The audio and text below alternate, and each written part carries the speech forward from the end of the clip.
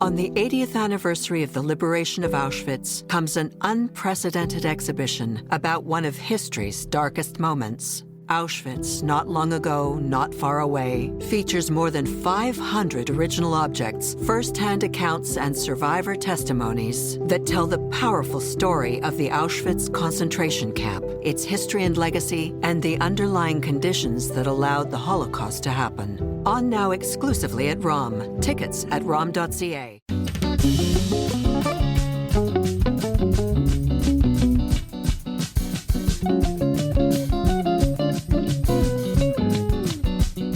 Today I had the merit to speak to the head of the Filipino VC, the organization whose event was so tragically interrupted. This individual, interestingly enough, is half Filipino, half Jewish.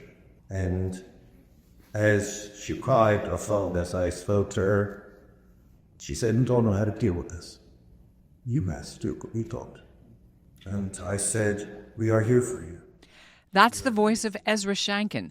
He's head of Vancouver's Jewish Federation, and he was speaking Sunday at a prayer service at Beth Israel Synagogue, the day after a sudden car ramming attack on pedestrians buying food at a local Filipino cultural festival. At least 11 people died, 30 more were wounded. The attack happened just before the start of Asian Heritage Month on May 1st. Jewish Heritage Month started that day too, but instead of celebrating, the province of British Columbia declared May 2nd a day of mourning and remembrance for the victims of the street festival, which was named after a Filipino military hero from the 1500s, General Lapu Lapu, who helped defeat Spanish colonizers. As news of the attack spread through BC and across the country, Jewish politicians, organizations, and private citizens reached out. They visited Filipino churches. They held their own prayer services, or together, as you heard. And the Jewish Federation of Vancouver has now mounted an emergency fundraising campaign through its website for donations to help the victims and their families. Now, as the Vancouver police investigation continues and more details come out about the attacker, some members of the Filipino community say they are deeply grateful for our community's support. They call it kapwa, solidarity between two diaspora people who've been closely tied ever since the Holocaust, when the Philippines provided visas to 10,000 German and Austrian Jews. 1,200 were able to safely escape to the Philippines as refugees. I'm Ellen Besner, and this is what Jewish Canada sounds like for Friday, May 2nd, 2025. Welcome to the CJN Daily, a podcast of the Canadian Jewish News, and made possible in part thanks to the generous support of the Ira Gluskin and Maxine Granovsky-Gluskin Charitable Foundation.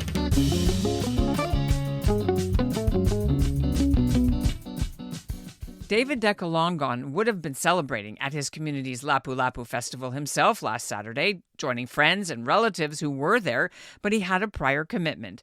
So he learned about it only when his phone started blowing up with messages asking if he was okay.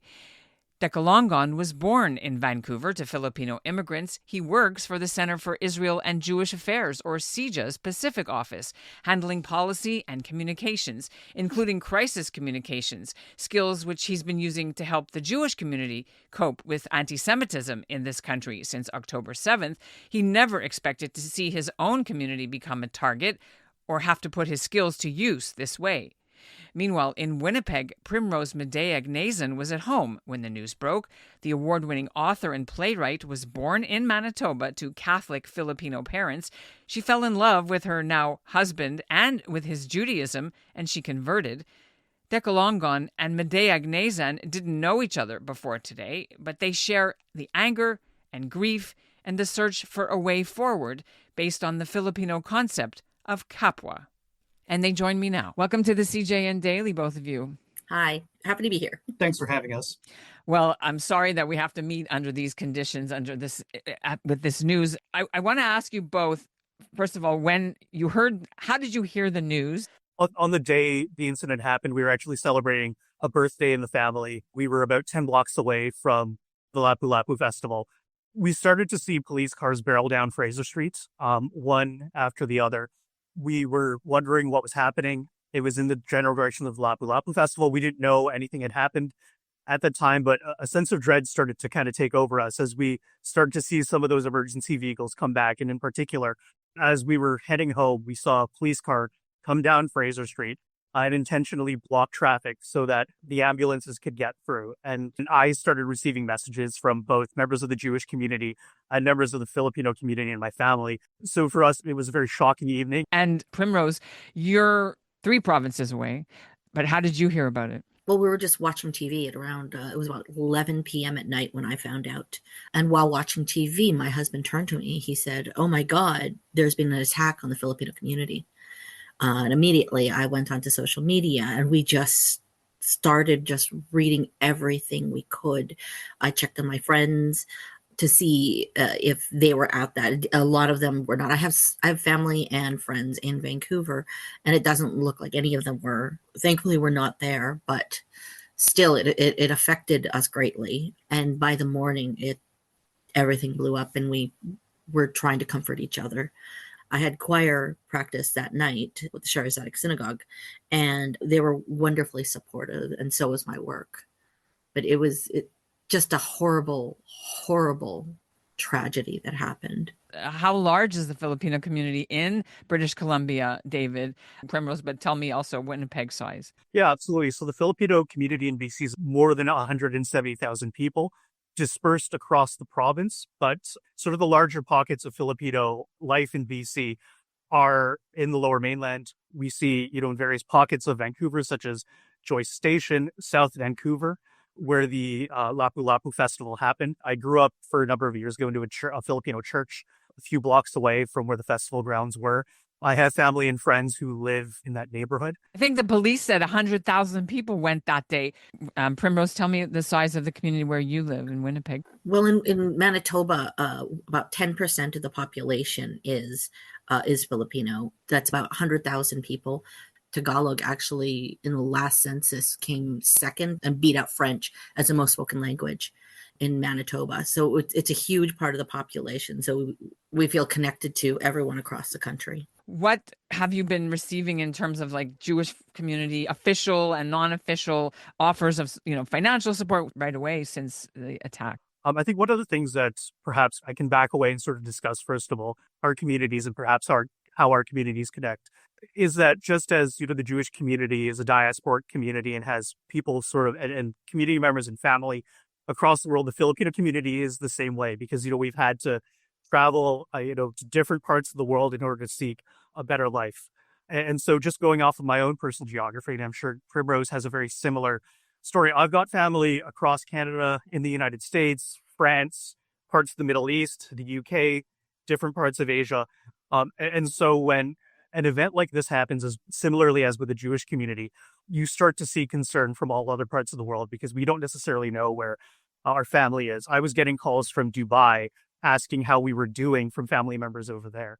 In terms of how the local Jewish community has reacted, in Vancouver, there has been a long history of the Jewish community and the Filipino community working together and being together. Most of those are through personal links. I know that, in my own personal story and my family, I have plenty of family members who have had Jewish coworkers and friends. I have had family who have, chosen to actively join the Jewish community. And so, the links between our communities are strong. And on the night everything happened, some of the first people to reach out to me were leaders and members of the Jewish community. Everything from personal offers to help. On the night of, a community leader reached out to me and said, if there are any people who are struggling to get home because of the police barricades or because public transit was no longer operating, that they would be willing to open their doors for our community members. Like to sleep over type of thing. Absolutely, yeah. Ezra Shankin, the CEO for the Jewish Federation of Greater Vancouver, sent a very simple message to me. He said, "You are family. We are here with you and we'll help you get through this." And so the Jewish community in Vancouver has stepped up over the weekend. I know that they had opened up fundraising from within the community. I know that a substantial amount had been raised in order to support Filipino BC and the organizers of the event. The Jewish Federation of Greater Vancouver has walked beside them and helped them in terms of providing crisis response, because unfortunately, the Jewish community in the past 18 months and even before that has had to deal with crisis responses. And so they have been able to lend a lot of their expertise and support to the Filipino community. And what did that mean to you when this outpouring was happening? Felt like a little bit of a role reversal for me. In the past 18 months, I've worked in Jewish advocacy, and I viewed my role very much as trying to stay strong for the community, for my friends, family, and coworkers and colleagues in the Jewish community, as they were dealing with some of the most traumatic experiences that they had faced in a generation. I very much viewed myself as trying to be their advocate and trying to work on their behalf. But that role has felt reversed in the past few days.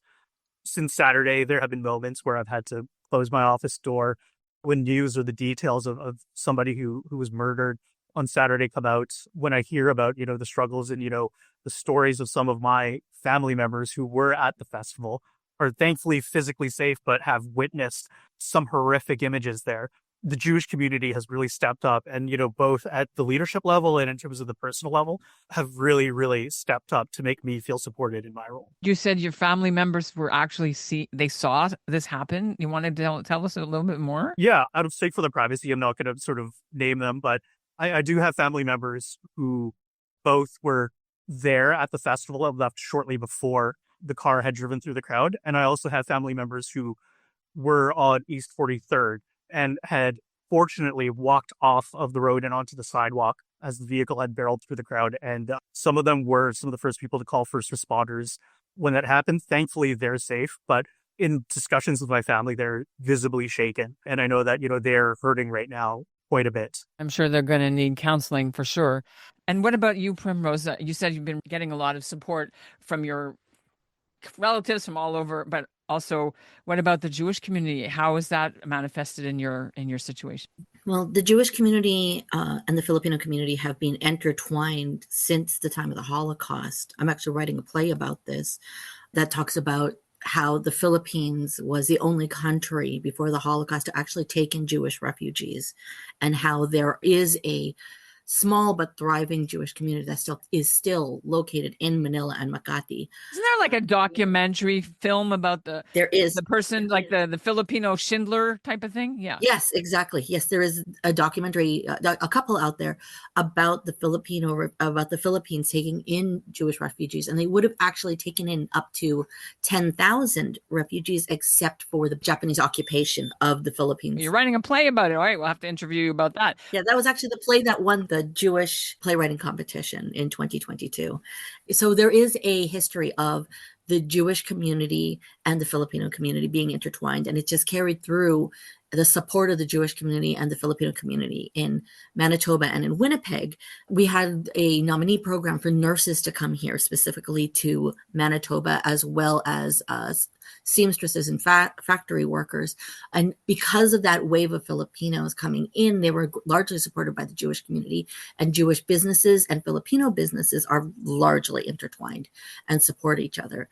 We even celebrated it recently at a Shabbat dinner in November, I believe, last year. And even in the last few days, like I've heard from the Jewish Federation, who've reached out to me directly to voice their support, and just to family, and talking to people from the synagogue coming to me directly. And every time somebody comes to me to tell me about how terrible they feel and what can they do, I tell them about the Filipino concept of kapwa. It's about the connection of self and others, the idea that when one falls, we all fall, and then we'll rise together. And the idea of kapwa is not just limited to our community. It is expanded to everyone, to all of humanity.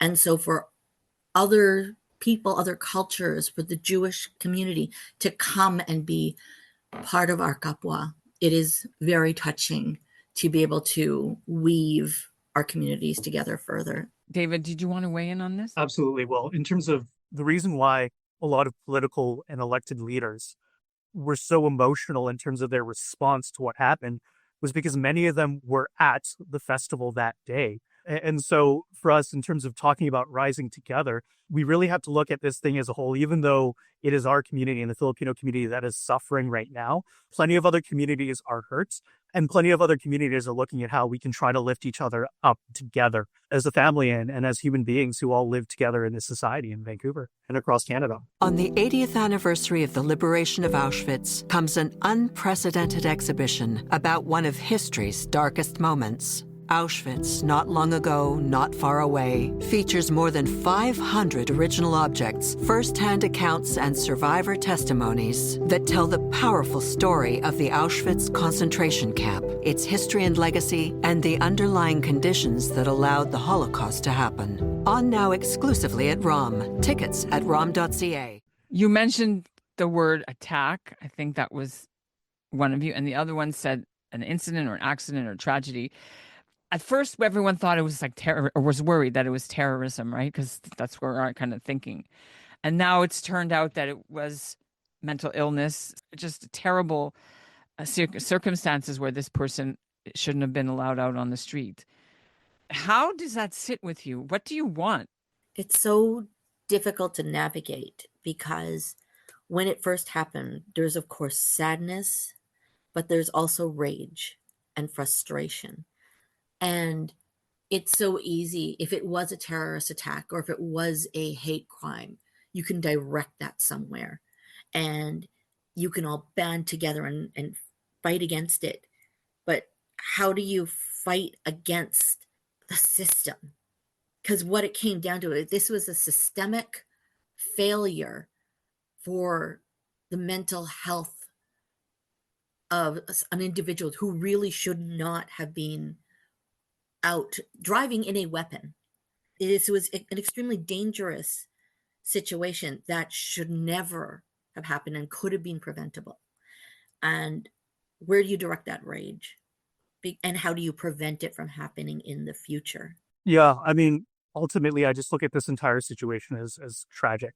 You know, reading the backstory of the person who committed these heinous murders and seeing, number one, both his tragic backstory, but also how the system had failed to intervene and prevent him from being able to do such a thing. I think going forward, you know, we are going to be looking for answers, and in the fullness of time, I think we will have those answers.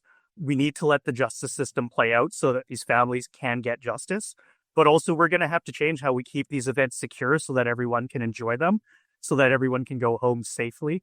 But also, at the end of the day, and in terms of where my focus is, it's on making sure that the families right now that are currently affected feel comforted and safe. There are community members right now who are shaken and need mental health support. Where I think we need to focus right now is making sure that the people immediately right now who are affected are able to get the resources and help that they need today. How can our audience help do that? For members of the Jewish community, I know that the Jewish Federation of Greater Vancouver's fundraising website is still up.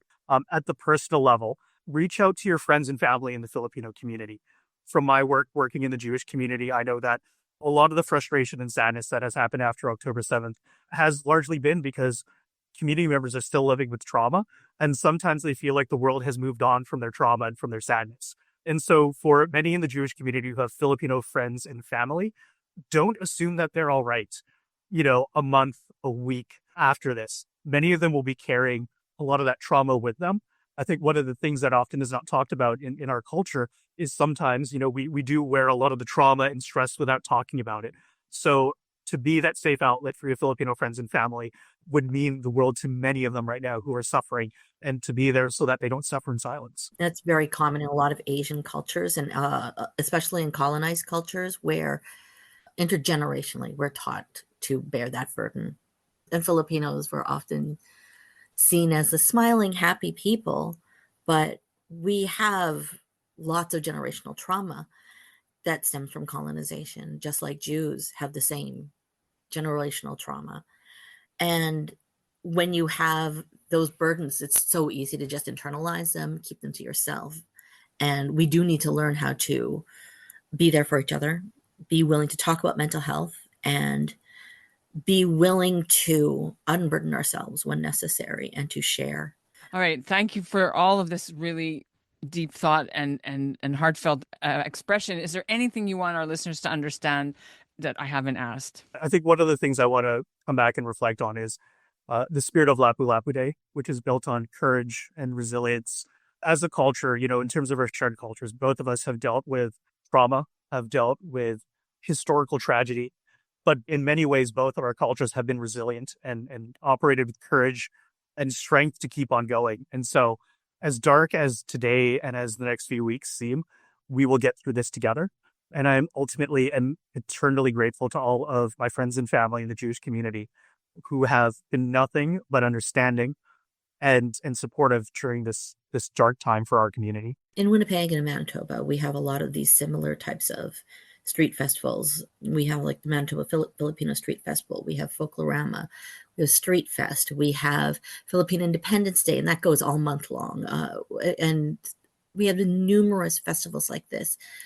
And it's a way to bring a bit of home to Canada, because these street festivals are popular in the Philippines as well. And it's sad to have seen something so beautiful be marred by this. But as we go forward, I think that we can still celebrate together as we're coming into Philippine Independence Month, coming up in June. And we can grieve at the same time and come together as a community across each of our provinces, across Canada, across the world. It'll be like a dark mark on our history, but in a way, I think that we can still find a way back to a way that we can still find joy. And in that joy, we could celebrate these individuals who were murdered and celebrate their lives, because that's what they would have wanted. Our deepest condolences, too, as you go through this. Thank you. Thank you. And that's what Jewish Canada sounds like for this episode of the CJN Daily, made possible in part thanks to the generous support of the Ira Gluskin and Maxine Gronowski-Gluskin Charitable Foundation. It's not the first time Canada's Jewish communities made such a gesture. In 2013, after Typhoon Haiyan struck the Philippines, Canadian Jewish groups donated more than $200,000 to send overseas for disaster relief efforts in that country. You can find out how to donate by going to the links in our show notes. We'll end with the words of Winnipeg Rabbi Matthew Leibel, the rabbi of the Simkin Center, a Jewish elder care home which relies heavily on a largely Filipino staff of caregivers. Leibel is now one of the co-hosts of the Not in Heaven CJN podcast. It's always awful, and this one is just like an extra added level of awful, because I think that my story is not unique, and I know many, many Jewish and Filipino families who have intersected over the now generations. You know, people tell me about taking care of my mother, and now after they took care of my kids, and now they're back in my lives.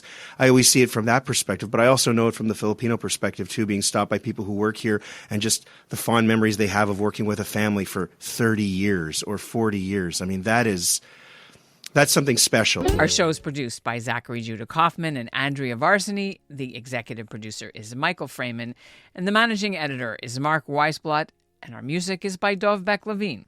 Thanks for listening. On the 80th anniversary of the liberation of Auschwitz comes an unprecedented exhibition about one of history's darkest moments. Auschwitz, Not Long Ago, Not Far Away, features more than 500 original objects, first-hand accounts, and survivor testimonies that tell the powerful story of the Auschwitz concentration camp, its history and legacy, and the underlying conditions that allowed the Holocaust to happen. On now exclusively at ROM. Tickets at rom.ca.